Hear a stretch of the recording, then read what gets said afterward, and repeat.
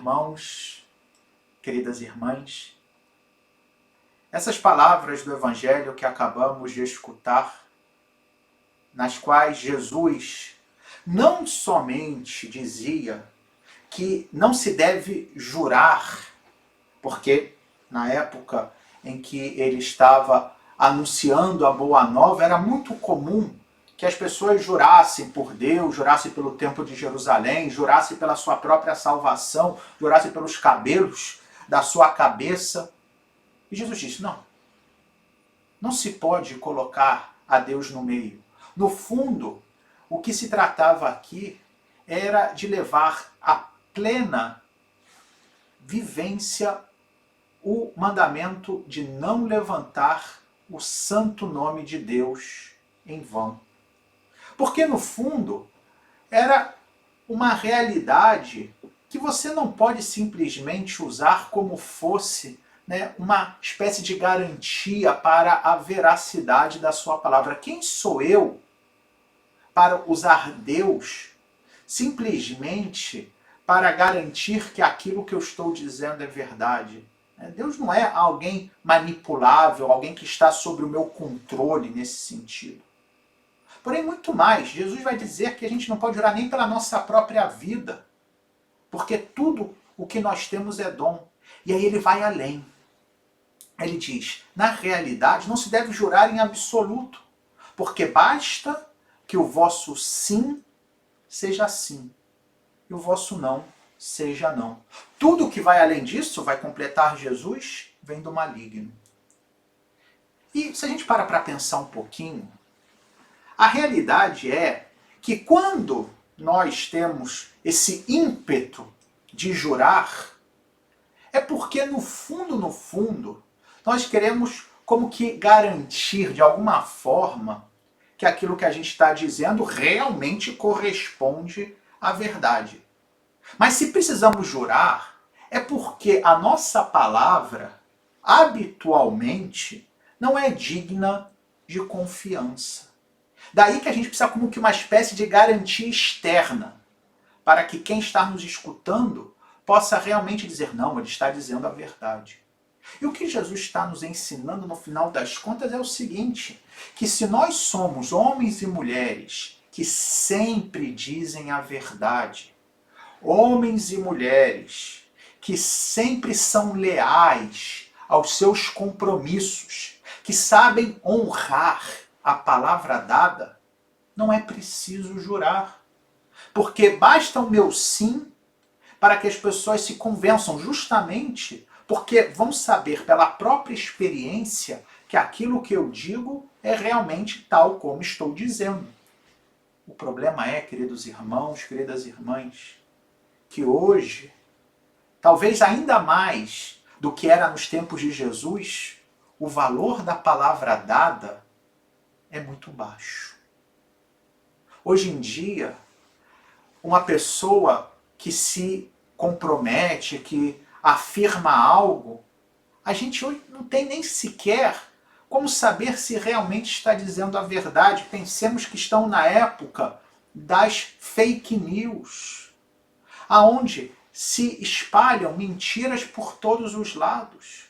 E nós não sabemos mais em quem confiar.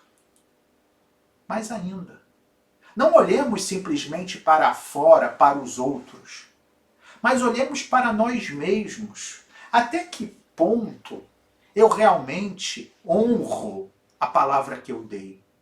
Até que ponto eu sou realmente, ou posso ser realmente reconhecido como alguém que é veraz, ou seja, alguém que sempre diz a verdade? Porque às vezes dizer a verdade custa. Dizer a verdade às vezes significa me expor.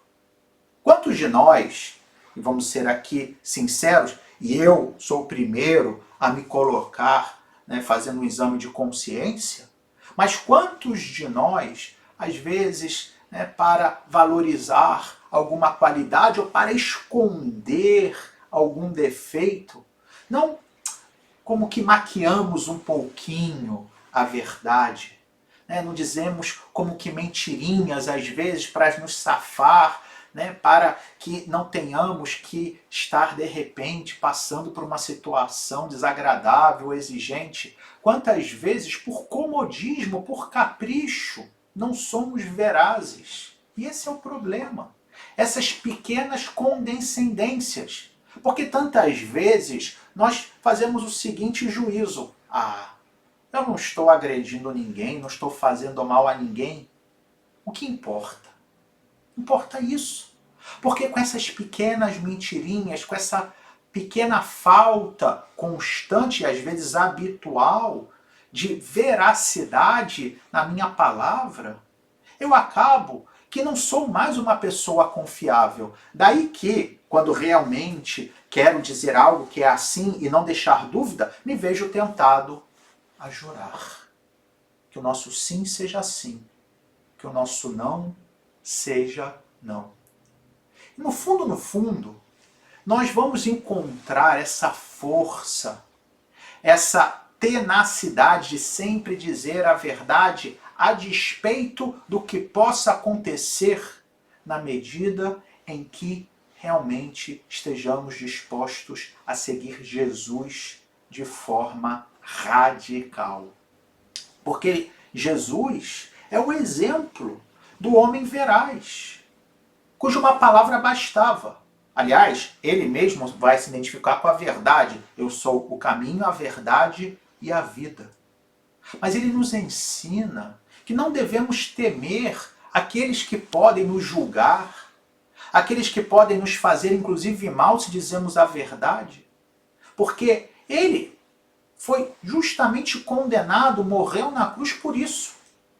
Porém nos mostra que a vitória sempre chega para aquele que caminha na verdade, de um modo ou de outro.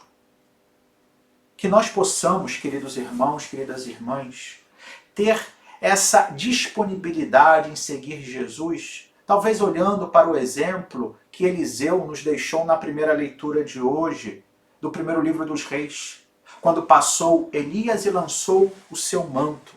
E aí então, Eliseu, sentindo-se chamado por Deus, deixou tudo. Pediu para que primeiro se despedisse dos seus pais, mas interessante, diz o texto que ele cuidava, né, de um rebanho. E o que ele fez com o seu rebanho? Ele o imolou a Deus e usou o arado, ou seja, aquele instrumento para trabalhar a terra. Ele usou aquele instrumento como madeira para queimar o holocausto, ou seja, o sacrifício que se estava oferecendo a Deus, num sinal de que ele estava deixando tudo para trás e confiando em Deus. E é disso que se trata, queridos irmãos, queridas irmãs.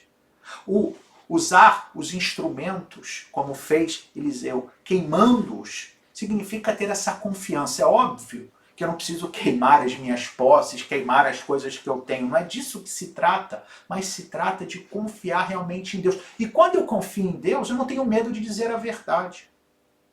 Que hoje também Santo Antônio, esse santo extraordinário, que também ele, em certo sentido, como Eliseu sentiu que o manto de Deus passava sobre ele, e que se deu quando ele viu o exemplo daqueles primeiros franciscanos que tinham sido martirizados em Marrocos, e ele ali no seu mosteiro em Coimbra, vendo aquele exemplo de entrega total, sem medidas a Jesus, deixou a vida monástica e ingressou na ordem dos franciscanos e se dedicou a pregar a palavra de Deus de forma extraordinária.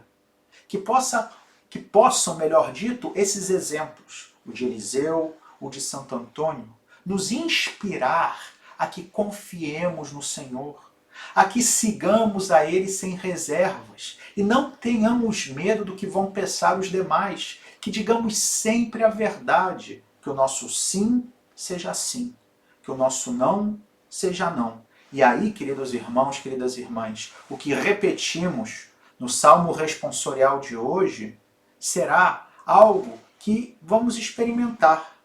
O Senhor, dizia o refrão do Salmo 15, é a porção da minha herança. Sim, a minha herança não vai estar na bondade dos demais, não vai estar nas coisas desse mundo, mas a minha herança a razão da minha alegria e da minha felicidade por toda a eternidade há de ser o Senhor. Louvado seja nosso Senhor Jesus Cristo, para sempre seja louvado.